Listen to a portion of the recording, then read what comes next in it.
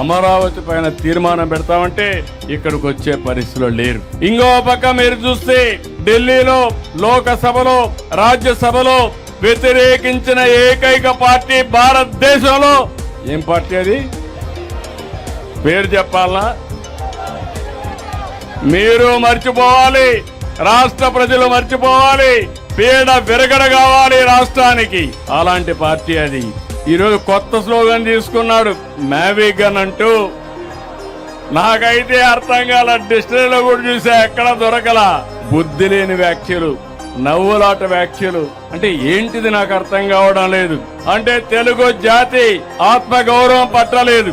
దుర్మార్గమైన రాజకీయాలు, నేరాలు ఘోరాలు చేసే ఆలోచనలే. వీళ్ళకు ప్రజల గురించి పట్టింపు లేదు, రాష్ట్ర భవిష్యత్ అంతకంటే లేదు. విధ్వంసాలు చేయడం, విషం చంపడం, ప్రజల్ని భయభ్రాంతులు చేయడం.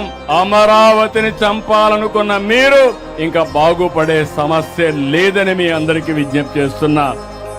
అందుకని బిల్లుపై పార్లమెంట్ లో వాకౌట్ చేశారు. శాశ్వతంగా మీరు ఆ పార్టీని బ్లాక్అవుట్ చేయాలి. అప్పుడే వీళ్ళకి బుద్ధి వస్తుంది.